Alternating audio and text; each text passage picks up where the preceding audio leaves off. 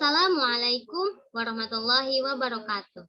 Alhamdulillahirabbil alamin wa bihi nasta'in ala umuri dunya waddin. Assalatu wassalamu ala asrofil anbiya'i wal mursalin wa ala alihi washabihi ajmain. Amin. Perkenalkan, nama saya Ulfa Marhamah dengan NIM 12120200265. Saya dari jurusan Pendidikan Agama Islam dari kelas 2G. Di sini saya akan memaparkan kembali kelanjutan dari tahapan pengumpulan Al-Quran.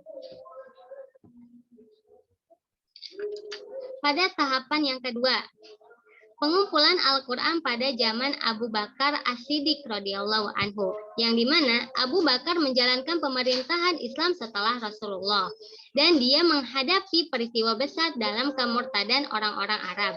Jadi dia mempersiapkan tentara dan pengirim tentara itu untuk perang melawan orang-orang murtad.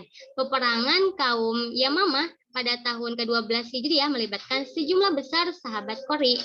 Maka 70 pembaca atau Qori dari para sahabat menjadi syahid di dalamnya. Oleh sebab itu, Umar bin Khattab terkejut dan dia mendatangi Abu Bakar radhiyallahu anhu dan memberi isyarat kepadanya untuk mengumpulkan dan menulis Al-Quran karena takut akan hilangnya Al-Quran karena peperangan yang terjadi, yaitu diintensifkan pada hari Yamamah dengan para Qori. Abu Bakar takut jika terjadi peperangan dengan mereka di tempat lain, Al-Quran akan hilang dan terlupakan. Maka Abu Bakar ragu-ragu dari apa yang Umar radhiyallahu anhu katakan. Kemudian Allah melapangkan dadanya, maka ia memerintahkan Zaid bin Sabit ke posisinya dalam membaca, menulis, memahami, dan berakal. Dan kesaksiannya adalah kesempatan terakhir. Maka Zaid mundur ke tugas yang sulit ini sampai Zaid memiliki waktu yang baik untuk menulis. Dan Zaid bin Sabit memulai tugasnya yang berat, mengandalkan apa yang masih tersimpan di hati para pembaca. Dan apa yang tertulis pada Taurat dan lembaran-lembaran itu tetap berada di tangan Abu Bakar, bahkan sampai dia meninggal pada tahun itu, pada tahun ke-13 Hijriah. Suhuf itu tetap menjadi miliknya sampai meninggal, kemudian selanjutnya menjadi milik anaknya, yaitu Hafsah. Ini adalah tahapan kedua dari pengumpulan Al-Quran yang mulia.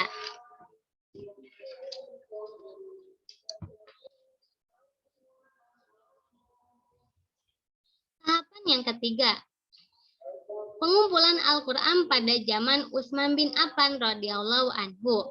Penaklukan Islam meluas, para Qori tersebar di kota-kota dan orang-orang di seluruh Mesir mengambil bacaan mereka dari siapa saja yang datang kepada mereka. Dan cara bacaan yang mereka lakukan terhadap Al-Quran berbeda dengan huruf yang diturunkan.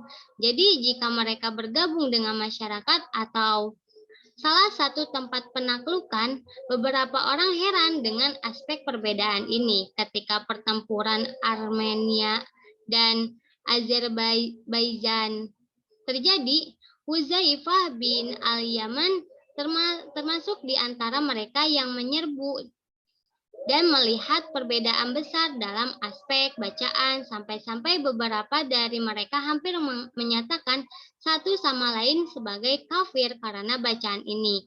Kemudian dia panik dan menceritakan kepada Utsman radhiyallahu anhu dan mengatakan apa yang dia lihat. Maka Utsman mengirim ke Hafsah, maka kirimlah surat-surat itu, kemudian dikirim kepada Zaid bin Sabit Al-Ansori, Abdullah bin Zubair, Said bin Al-A'as, dan kepada Abdurrahman bin Al-Haris bin Hisham Al-Quraisy. Maka dia memerintahkan mereka untuk menuliskannya dalam Al-Quran. Dan itu menulis apa yang berbeda antara Zaid dengan 3 kelompok Quraisy dalam bahasa Quraisy. Karena Al-Quran itu diturunkan dengan lisan. Tahap ketiga pengumpulan Al-Quran ini terjadi pada tahun 25 Hijriah.